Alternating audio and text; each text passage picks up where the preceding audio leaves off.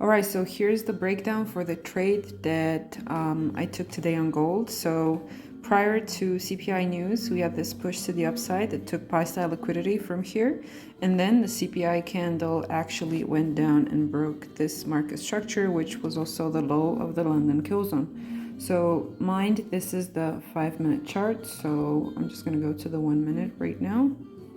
I'll show you guys the entry. Okay, so in here, you can see that after this push to the upside prior to CPI news took buy side, and then this is the CPI candle, and it broke market structure to the downside. After that, price made a pullback in here, so you're not doing anything at this point. You're waiting for a range to be created, right? So then after that pullback, okay, now honestly I was expecting that this pullback is going to go up, and if it would have broken the high, the top wick of the M1 news candle to the upside, then I would have waited for a pullback down into a fair value gap around here, and then I would have bought this.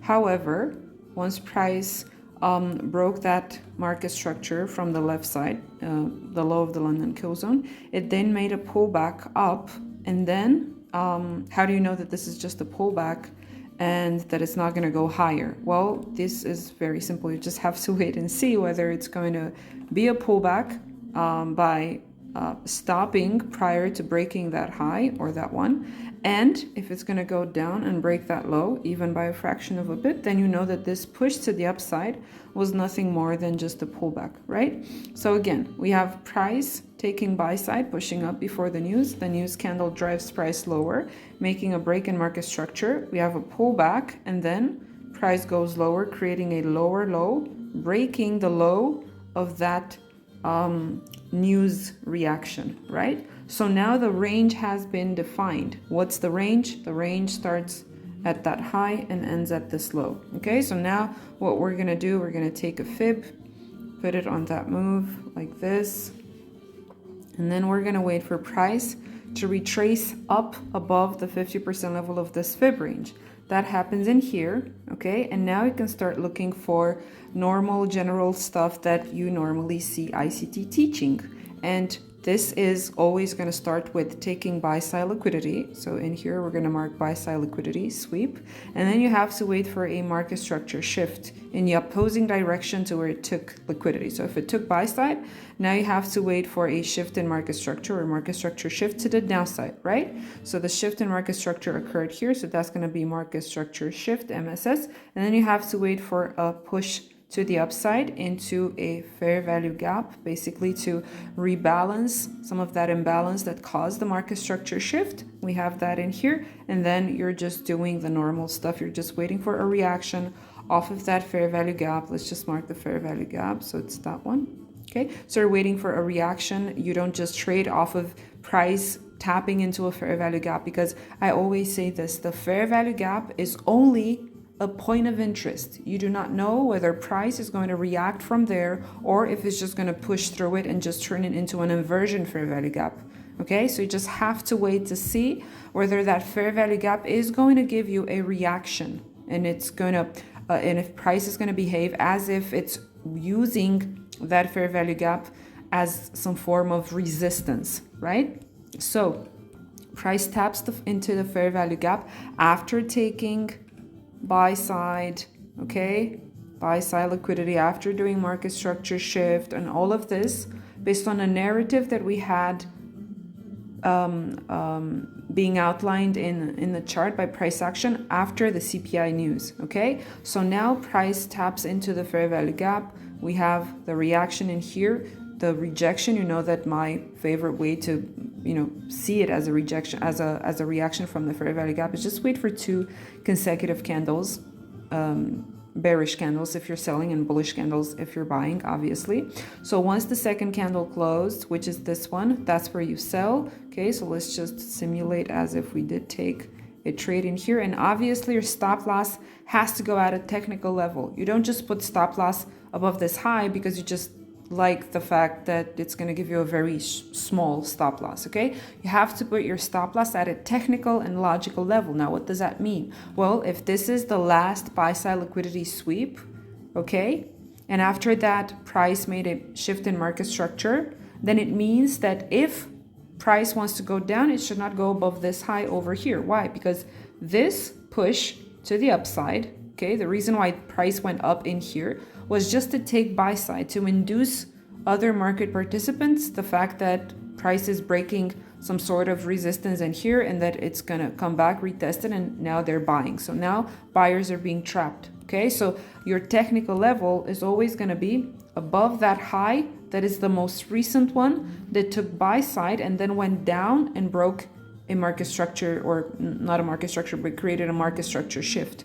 Okay, so you're not just gonna put stop loss wherever you see fit because you like that you have a small stop loss. You just have to use technical levels for the stop loss. Okay, so our stop loss is just gonna go 1 or 2 pips above that high. It also really depends on your spread, right? So just make it something like that, and let's change the color of this rectangle so that it's just gonna resemble as if we are putting in a trade, and that's the stop loss.